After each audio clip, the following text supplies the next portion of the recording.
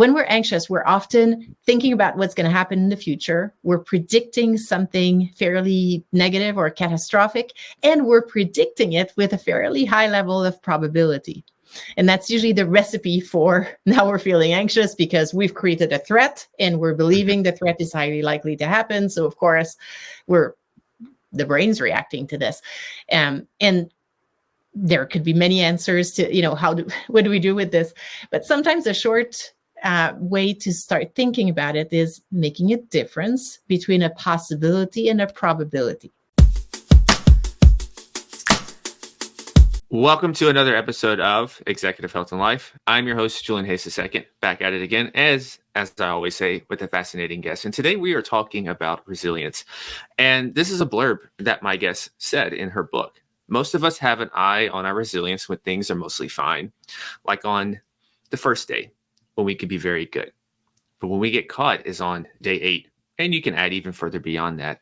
This is when more things are going and we have more unexpected and larger demands. And then we're not as attentive to what we need to do to stay resilient. And because of these inherent demands, professionals often assume that they are naturally more resilient due to their ability to handle more than the average person. But that's not necessarily the case. My guest today, Dr. Marie-Helène Pelletier, is someone who knows what it's like to work in a demanding role where expectations are high and the stakes are even higher. She's an award-winning workplace mental health expert, executive coach, leadership psychologist, author of The Resilience Plan, which has been included by Inc. and Forbes as a top 5 book to have your team read. And lastly, she's a faculty member at UBC Sauder School of Business. So without further ado, Dr. MH, how are you doing? I am great. So excited to have this conversation with you, Julian. Yes, I am as well. I love this topic of resilience because, as you're very familiar with, a lot of times high performers or people in high stressful industries and everything, they're so used to just chaos around them and just being able to pride themselves on handling so much that to even slow down and admit something like I need to work on my resilience or I'm not feeling as good as I should be is hard for them. And so before we dive into that, I'm curious. I want to go back into the past a little bit. So if we visit you as a teenager, would we be surprised at what you're doing right now? Or is this totally expected? Fun question. In part, you would expect, and it's funny you say this because I was actually looking at my high school graduation album recently, and it was saying a couple of things related to the interest in research and science. So that aspect was there. Some aspects of being on stage was there as well. I was a dancer at the time, amongst other things. And so, and I was very much into the outdoors. So some elements of both my personal and professional lives were there, but the combination of the advanced studies in psychology and in business, and then that work in workplace mental health came as I started my career, but a bit later. Okay, and so now I want to go back into mental health a little bit, and I was just thinking about this maybe for the last couple of days and everything. And it was a conversation with some friends. It's been 4 years since really the pandemic and everything has been going on. And I was telling them that I feel like there's like a shift during that time where I just feel like I see more people. I can just sense it. Maybe I'm good with energy or something, but just a lot more people seems to be going through something with their mental health. And so I'm curious, as I'm sure that you're back on the road, traveling, doing different keynotes and trainings, have you noticed kind of a shift or residual effects or something in terms of mental health during the last 4 years? Yes. And I think there is a combination of variables that contributed to this observation. Even before the pandemic, in a number of countries, we were talking more about mental health in general. We were talking more about workplace mental health. And so that was there. In Canada, there had been the Mental Health Commission that was also bringing this on the radar quite a bit. During the pandemic, we talked more about it, which is very appropriate. And the pandemic itself represented a chronic demands for all these years.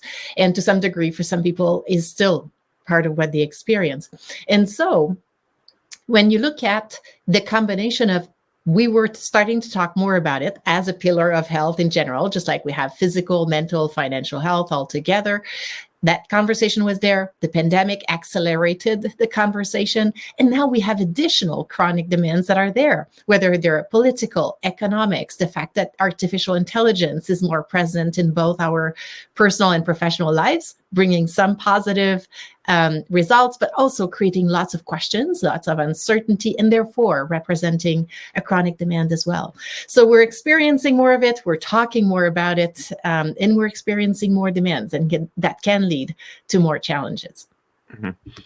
And I'm always curious with the fields that people choose and everything, like what really excites them and just keeps them doing it a lot of times. And so for you, what is it about the area of resiliency and psychology that just really fascinates you? Yes. And I would say, Julian, I would add it's the resilience, the psychology, and the strategic aspect of it. The importance of not just having this information, this list of to-do or wishing to do behaviors that would increase proactively our resilience, but how we can be strategic about it. And what makes me on fire about this is the opportunity for extremely high-performing, successful individuals that are bringing fantastic contributions, and that need, in order to keep doing this and to do this at even higher levels, need to invest strategically in their resilience. So it's this opportunity that, if you take it, brings you even further. Mm-hmm. And what is the difference that you've noticed between mental health and in the clinical world versus the business world? It's the same everywhere. Mm-hmm. We're all humans with a physical, a financial, and a mental health. It's there everywhere. What is often an important, useful perspective is to think about mental health the same way we would think about our physical or financial health, on a continuum. And that's important, particularly with our psychological health, because sometimes we otherwise will tend to assume that this is a switch, on or off. You're fine or you're not. You're the rock or you're the wreck, right? One extreme to the other. The challenge with this is that it's not the reality. It is more of a continuum. But if we think of it this way, what that means is we might have a slightly gradual decrease in our psychological health, but we will not pay attention or notice it until we're at the other end. If instead we think of it more in this full continuum, that means we recognize, we're aware that we're humans, we pay attention to the signs, and it allows us to take proactive action. The same way we would want to look at financial statements and grab any small information early, as opposed to waiting until it's in the red, right? We want to do the same. You mentioned early signs and early, that gradual but slowly decline that someone may experience. Are there any early signs that you've noticed in people where you start to say, okay, this I know what this is leading to? Yes. And I would say what often happens with high performers, professionals, leaders, is that they will have these early signs, but they will disregard them. They will just say, well, that's normal. It's not a big deal. It's nothing. I'm not paying attention. I don't have time for this. I'm fine. Right. But if we paid attention, we could take early action.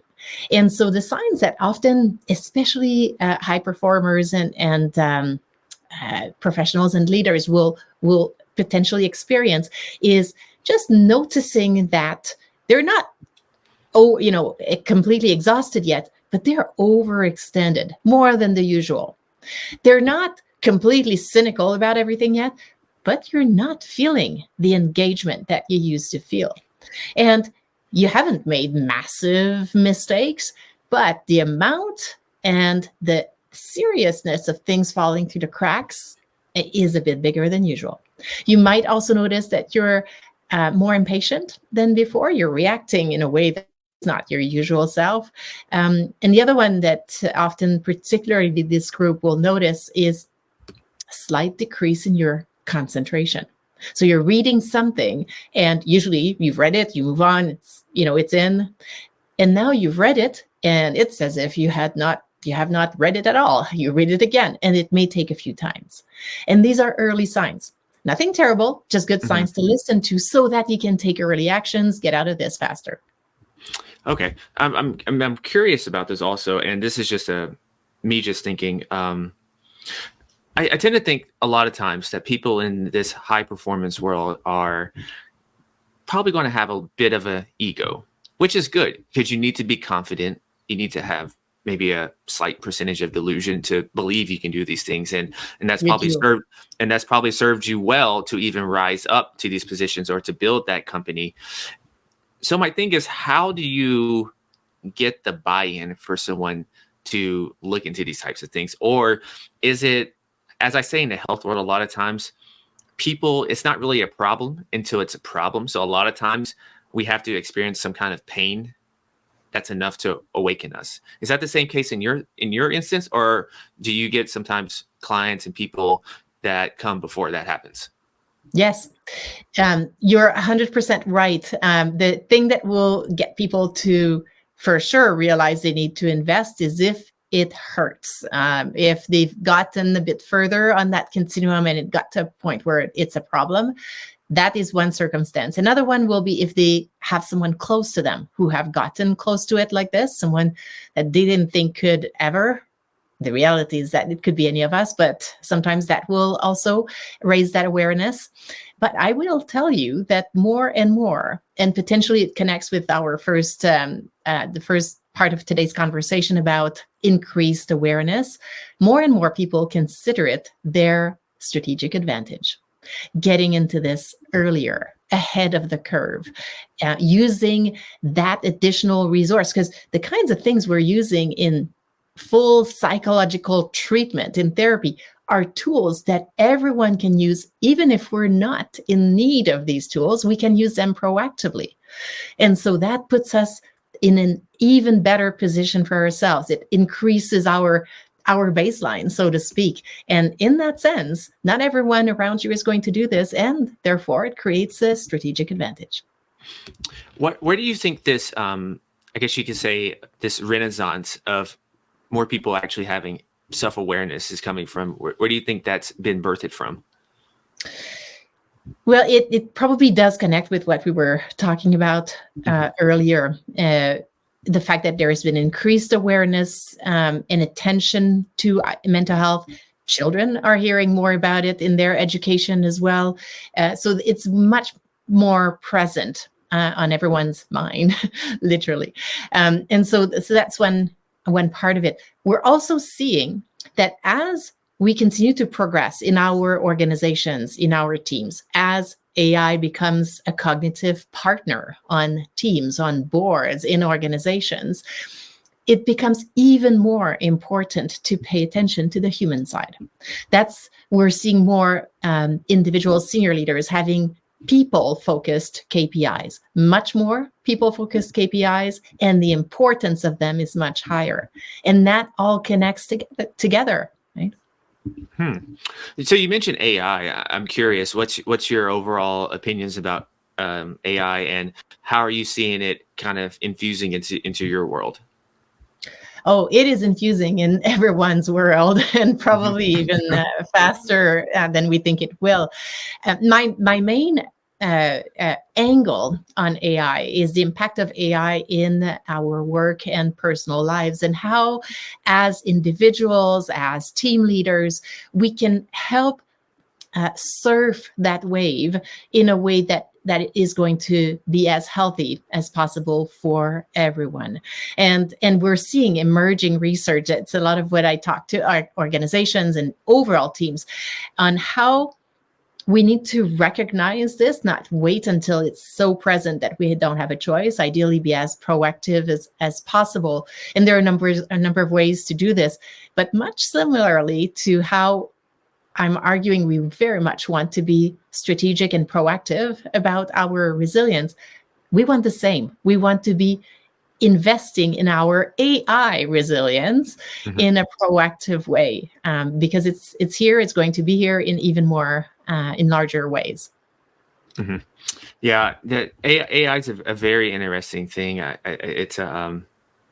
you're absolutely correct. It's in every field. It's definitely in the health field. It's useful because it's so much data that you can accumulate now. You can be much more precise when you're giving out certain KPIs and certain plans for individuals. So, are there any downsides to AI that I guess what are some of the top concerns that organizations have about AI?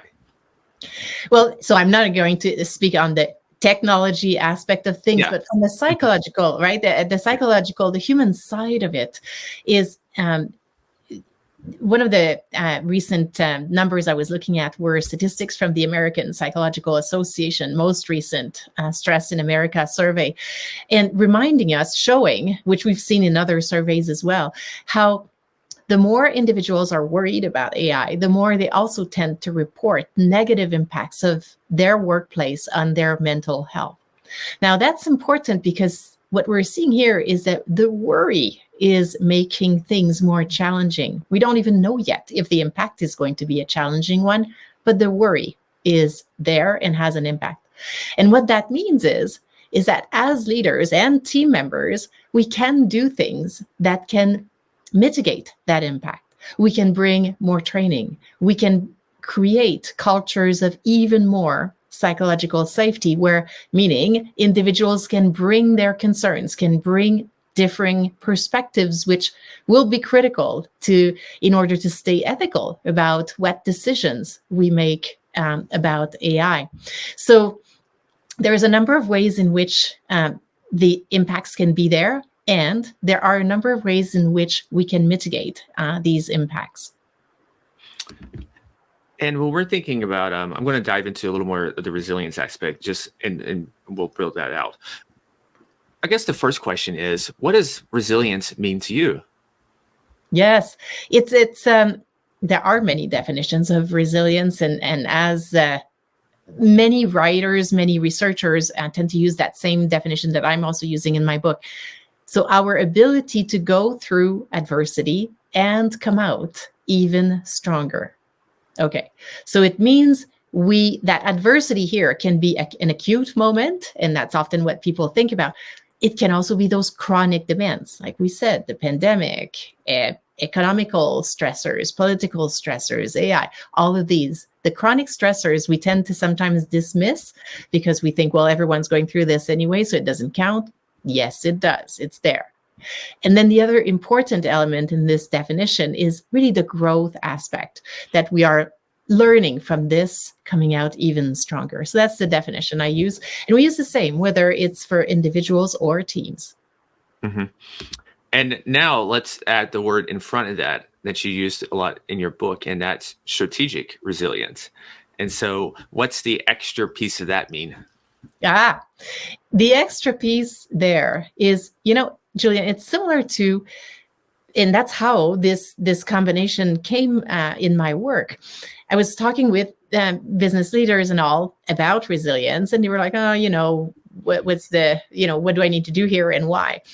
So then I was using the analogy that if we are in business, say you and I, and we just had a great idea for a new product or a new service, would we just have the great idea and launch? Or would we just have the great idea and look at who else is offering this product or service? How much are they charging for it? Who is buying it? What forces in the near or far future might impact the demand for it? We would do all this, right? We would have a strategic analysis that would create a strategic plan, and then we would launch. So it would take the context into account. So same thing here. If all we do is say, yeah, sure, I would love my resilience to be higher, and we've heard the kinds of things that would make our resilience higher, like exercise, cardio, strength training, and meditation, for example, managing our mind, making sure we have a growth mindset, all these beautiful things. Knowing all this is going to change nothing. What is going to change something is the implementation. And what happens is everyone's life is already full or overflowing, so there isn't time, and therefore they don't implement. What makes a difference is to actually look at their context and create a strategic plan, so a plan that takes into account the reality of their context, and then that creates implementation that is possible, realistic, doable, and people do it. Okay. And so let's think about this. So let's say say I'm coming to you, and a business leader's coming to you, and they're like, I want to grow my resilience. What's the very first step or two when it comes to someone growing their resilience? Yes, it will depend on each person's context, of course. So I'll usually ask more questions. What I'm saying and what I've put in the book is I've extracted some of the questions, some of the reflection, that the key elements, the minimum viable parts of the reflection that will allow you to look at your context in a realistic way and create your plan. And so in the book, what I'm talking about there is looking first at your values. What's most important for you in life? Because this is the same as, again, the analogy in business. We're not going to throw out any of the products or services we think about. We will have many ideas, but we will first connect them with our values, our mission as an organization, right? So same thing here. What's going to make this plan yours, make it meaningful, purposeful, make you want to connect with it, is to tie it to your values. So that's where we'll start. And in the book, lots of exercises. We'll provide access to the worksheets in the show notes. So you don't have to have the book. The sheets are very self-explanatory, but that's one of them. Okay. And would you say also, I guess what I'm hearing also is that when you can connect to your values and what's important to you in life, this is going to help you be able to endure. It's going to help you to be one, proverbially, just not to quit as easily, not to give up as easily. And that, in a sense, is part of what resilience is. Is that kind of the right thinking? Correct. It allows us to be more sustainable. You know, a strategic plan that works will be valid, reliable, and sustainable. We'll be able to maintain it over time. Now, part of what I do talk about in terms of our plan, just like a strategic plan in business, is we need to have agility within it, because context changes. Sometimes you're traveling for business. Sometimes you are on vacation. Sometimes, different things are going on that will impact your ability to implement the plan as you originally designed it. And that too will be part of what keeps it sustainable. What is something, I guess, in today's times that's been pretty current, that's causing a lot of, let's say, difficulty for leaders in terms, and it's really testing their resilience in today's times? A number of variables. I'm sure, your listeners are thinking, well, could be coming from my board of directors. It could be coming from the economic context, from the very rapid AI changes, from people's reactions to AI changes. It will come, and it also will vary from where you're at in this particular moment. If you just took up the most senior role in an organization, some of the challenges involve building trust with people who are your close collaborators and potentially your board of directors. So that's how you see how, even in my response, how the elements of your current context are so central to answering questions like this. But yes, there are characteristics of our overall environment on the planet that are contributing to creating even more uncertainty and changes. Mm-hmm. Yeah, and what I hear is there's a lot of nuance involved, and that's why you spoke of agility as well. Is that there's a lot of things that are the same, but there's a very small percentage that's different. But that very small percentage that's different is actually very huge in our macro picture. Yeah. Yes. And so what are some myths that you hear around resiliency and resilience that kind of, should I say, kind of makes your skin crawl, makes your stomach upset, or just kind of annoys you when people talk about resilience? It's interesting being part of my training, being as a psychologist. I tend to have a reaction of interest when people have different reactions more than any of those things. But I still hear what you're saying. The misconception, probably the largest one, the one that keeps particularly leaders and high performing individual contributors from investing strategically in their resilience is a misconception, a belief that it's who they are as a person. And see, it is very understandable. The reality is they've gone through many demands before and they see that they have. And so they come to a point to think that it is who they are as a person. And the key shift that needs to happen here is, well, number one, we know from research, resilience is not a personality trait, it's a state. But second is it possible that the data you're using right now is old data? So the ways, yes, you have gone through very demanding things 2, 5, 10 years ago. And the context, your context at that time was very different. The types of demands you're now facing are much higher. They're more frequent and more unexpected. That's usually part of progressing in more senior, exciting roles. That's what we wanted. And they represent a different caliber of demands. And so you need a different caliber of approach to them. Mm-hmm. When you have a client that's anxious and worried or something, or do you notice that more of your leaders tend to live in the future too much or live in the past too much?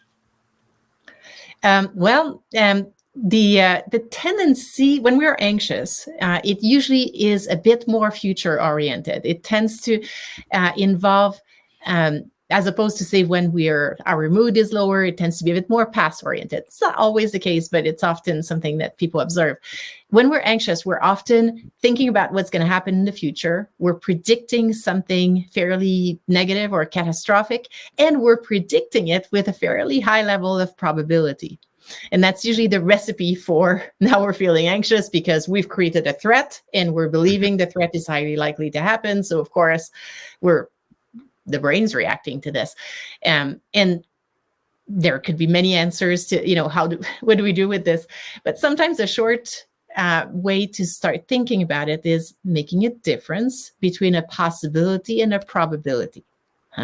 Because especially as competent leaders and individual contributors, of course, we want to think about what could possibly not work. We're doing risk mitigation. That's normal. That's part of what we do. It's a job description. So that's good. And we want to make sure we still keep a perspective, step back. That's a possibility.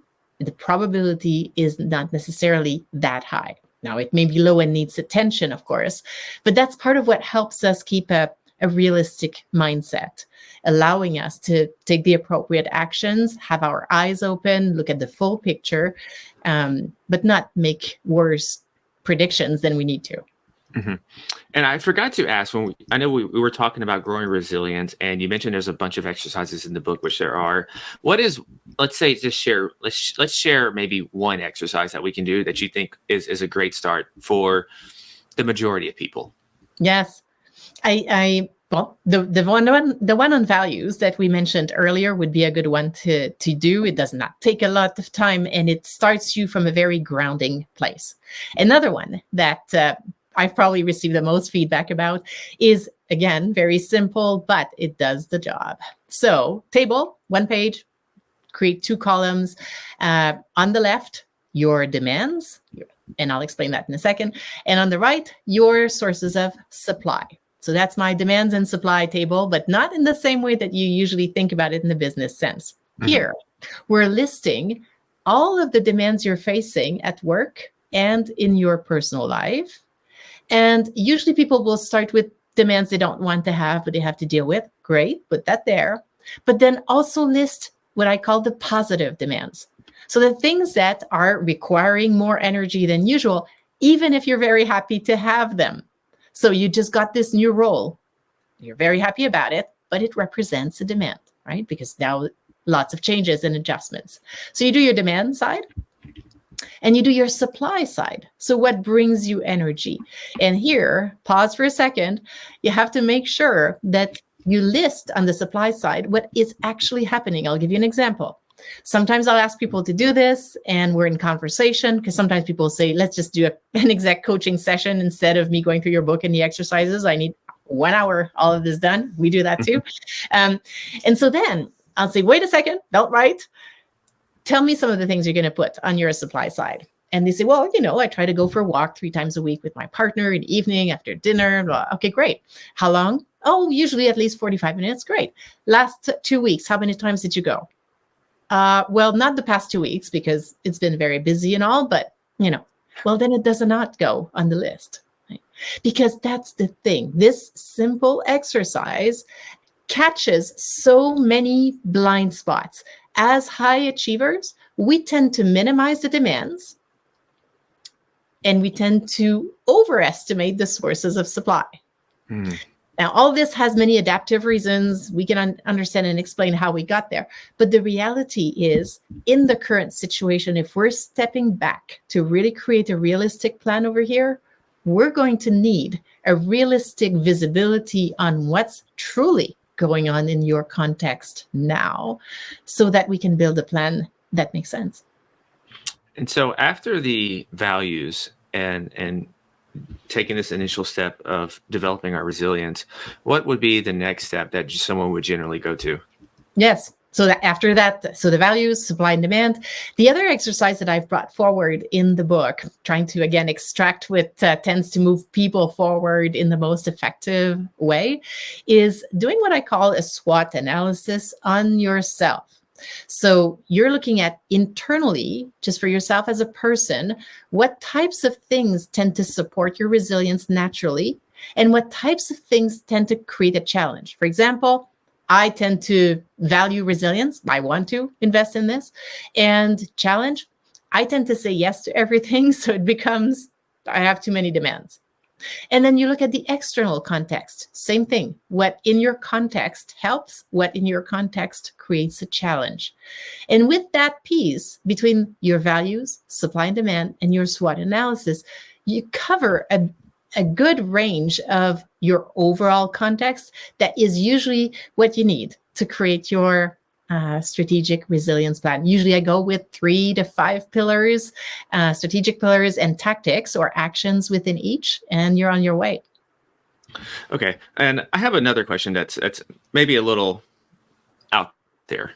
And this one's going to be, so in the fitness world, a lot of times I tell people that I'm training on the edge of overtraining, right? I work out a lot, I run a lot of miles, I lift a lot of weights, all those things. But there's a fine line that I walk between going over the edge and out and then staying within it. And I'm curious, in the professional world, how is someone going to, or even if you've seen this, do they navigate be flirting with burnout, being on the edge of that burnout, if that makes sense? Yes, it's a great way to it's a good analogy, a very good analogy for what happens here, because part of what I'll make assumptions here, but potentially what keeps you on the healthy side is you are very self-aware. You're paying attention. You're probably combining a bit of objective numbers. How many actual miles have I run in the past week? There is a bit of numbers to this. And there's also when you're doing your stretching, how is the body feeling? When you're waking up in the morning, how's the energy level feeling? So you're doing this combination of checking in with yourself, checking in with the numbers that you have access to. You're maybe looking at your weight. You're maybe, getting all the data you can to see where you're at. And you're probably looking on a daily basis. Right? So what happens on the work side is we tend to do none of this. We tend to be thinking others need me. I'm receiving all of these demands. I'm going to put my head down and keep going. And part of what needs to happen to navigate that line, but with health and safety to some degree, optimization, is we want to weave in ways to be more self-aware, to check in with yourself. At times, it may be once a week. That's fine. At times, it may be more than once a day. If we're in the launch part of a project that is extremely intense, it may be much more frequently. So you want to pay attention on how you're doing and also look at the numbers. How many actual hours am I working right now? There's a limit to how many days you can do it an extremely high number of hours without impacting your ability to concentrate. So I would say it's a combination of that self-awareness, which we also hear about quite a bit in the conversations about emotional intelligence, for example, which is also very backed up by research. So that self-awareness and checking your numbers. And you used a word also I saw was collective resilience. Yes, and so let's for any listener who's not familiar with that, what is collective resilience? It's as often we hear about it in the context of leadership, and so definitely as a leader, you want to think about your personal resilience and the collective resilience of your team. So you want to think about both. But even if you're in an individual contributor role, you can do that as well. Thinking about what do we need as a group to be able to bounce back from demands. So for example, in a team context, what we may need is more proactive conversations about what are the upcoming moments in the next, whatever makes sense, 3 months, 6 months, year, where we know the demands will be much higher. And what can we do proactively to mitigate these? So instead of saying, oh, our financial year turns whatever, March 1st, and it's always the toughest time of the year, we just try to survive it. Can we approach it differently this year? Can we build in advance different schedules, different ways of preparing ourselves, different work structures, such that we will get there with a different amount of buffer? And how will we manage it this time? Could be different. And excuse me, earlier on we talked about resilience actually being a form of having a competitive advantage, a strategic advantage. And so I'm curious now, in terms of your eyes, and you don't have to share just a bunch of them, but maybe a couple, what does a resilient organization look like compared to one that's not as resilient? Yes. A resilient organization will have resilient individuals, resilient teams, and will create a culture that similarly is able to go through adversity and come out even stronger. At the organizational level, some of the signs that the organization is resilient from a human side of things, because we sometimes also think about the financial resilience, the operational resilience, but from a psychological side, it is an organization that will continue to be able to look at both what's going on internally and what's going on externally. Organizations that become very taxed from a human perspective will have to retreat and look at internally what's going on to try to retain their people and deal with the crisis and all that. If we have built internal resilience, we continue to, of course, take care of what's going on internally, and we can keep an eye on what's going on externally, which is critically important. Otherwise, we're putting ourselves at risk, right? That's often what we see, say, in mergers and acquisitions. Part of what creates this phase of vulnerability is that the organizations retreat on internal focus, and then that puts them in a vulnerable position. So the resilient organization will be able to maintain both. And continue on with organizations, and I'm sure you know this, and I'm sure you've seen this a lot, and I've seen this a little bit already, is that a lot of organizations, when you're trying to discuss with them what I would say soft skills or skills that are not as hard pressed with data, like so for instance, wellness, and even in your case, psychological resilience, right? Sometimes people have a hard time of quantifying that in their head and seeing, like, whereas if I go in and talk about marketing and sales, if I do this input, it's going to give me that. And then I can see it on the financial chart and everything. How do you connect that bridge to leaders when it comes to psychological resilience? And in a summary, getting that buy-in. Yes. The ways you will measure it is, you're right, different. It requires a number of indicators, and these indicators will need to be measured over a longer period of time. So it's not a one simple number that you measure today and you've got your answer tomorrow. It often involves a number of indicators, such as your ability to attract talent, to engage that talent, retain them, the amount of people who need to be off work for health-related issues. If you're doing engagement surveys, that will be part of your measures. So you'll be looking at different measures.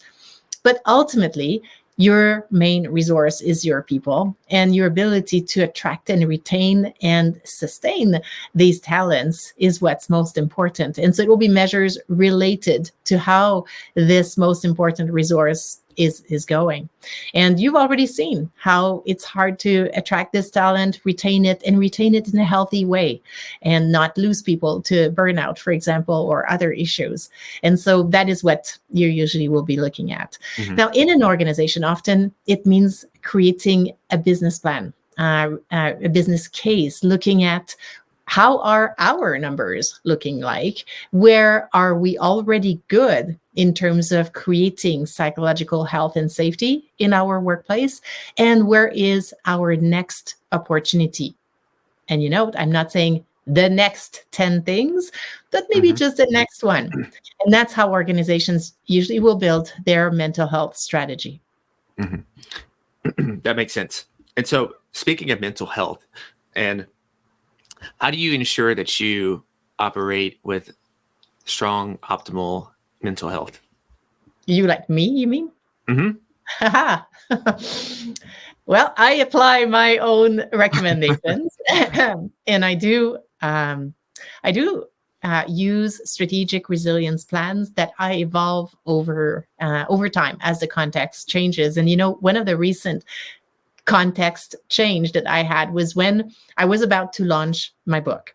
And that's my first and possibly only book, but Julian, but right now it definitely is my first. And so in order to plan for this phase, I asked people around, and they were telling me, oh, you need to really manage your schedule differently the month prior, the month during, the month after. And I was like, seriously, the book is written. How complicated can that be? But I listened, thankfully. And what that meant is I created a strategic resilience plan for that 3-month phase, literally. And so I apply my own recommendations.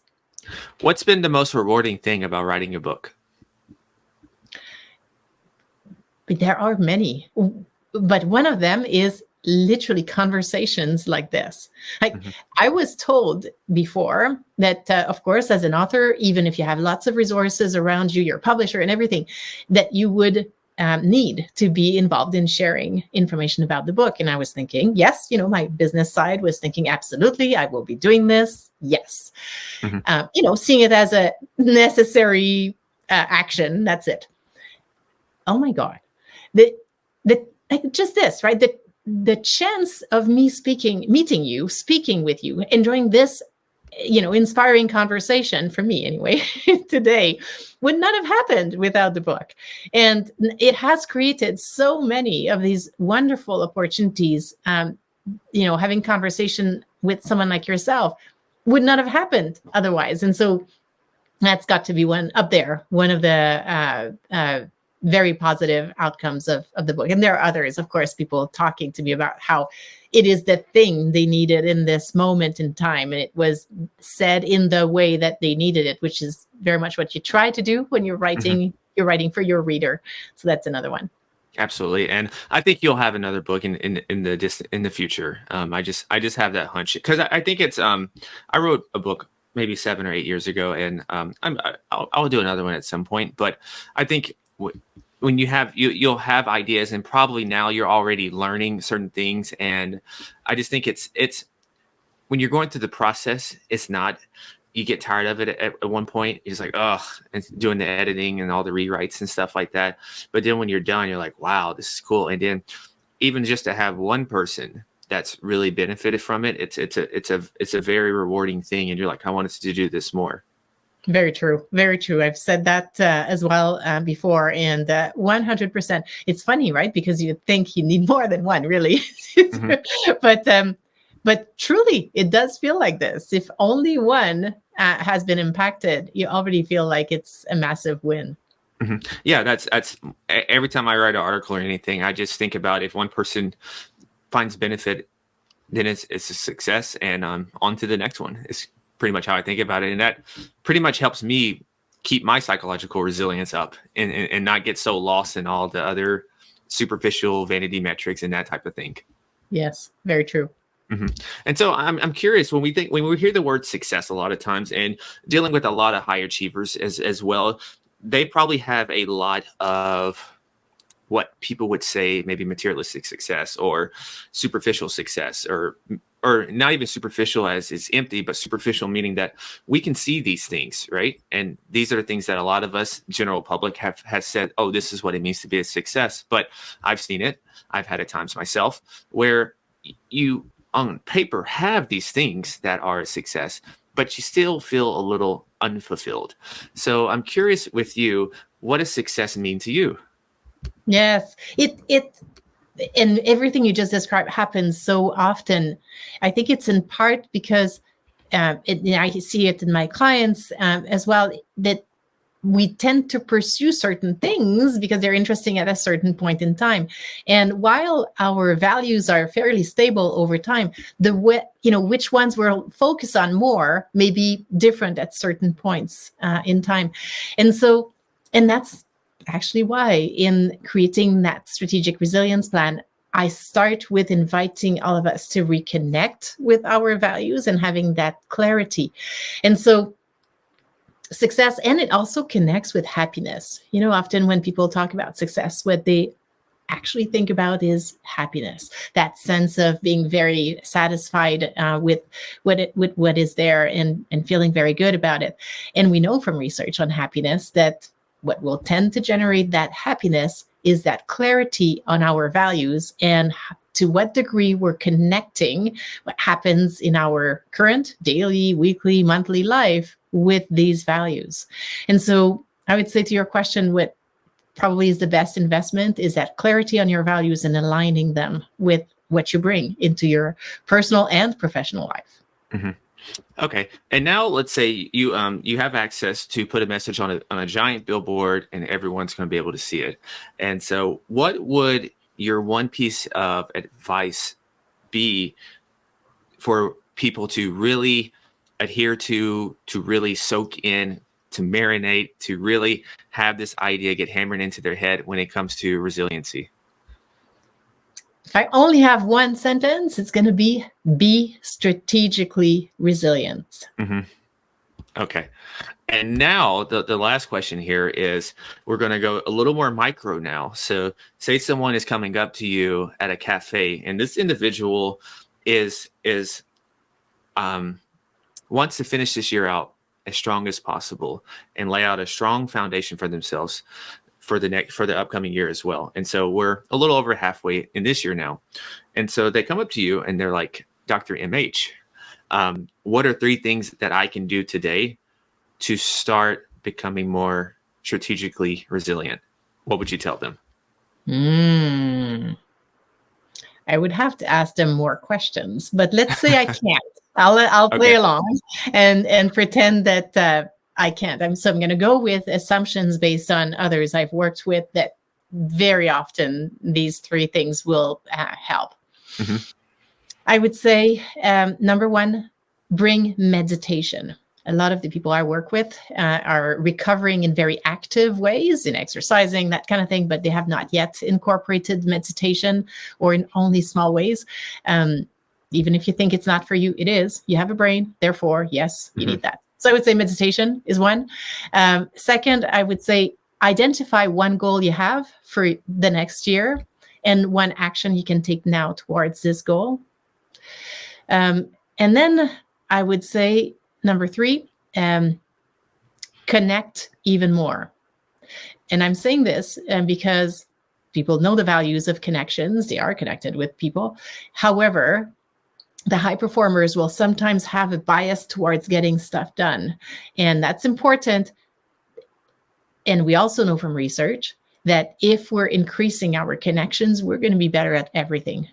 So that will be my 3rd one.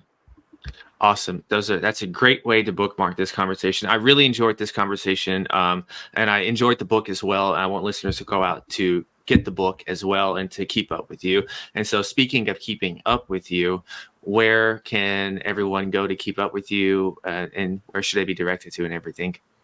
Thank you, Julian. We'll have this in the show notes. One place where you can get everything is theresilienceplan.com. So you'll get to the book, what I do, all of this. And of course, we'll have the link to LinkedIn. Always love to be connected with people and hearing your parts of the conversations, sharing my parts, and so that we can all continue to build. Awesome to hear. Awesome to hear. Thank you again, Dr. MH, for joining me. And for listeners out there, stay awesome, be limitless. And as always, go be the CEO of your health and your life. Peace.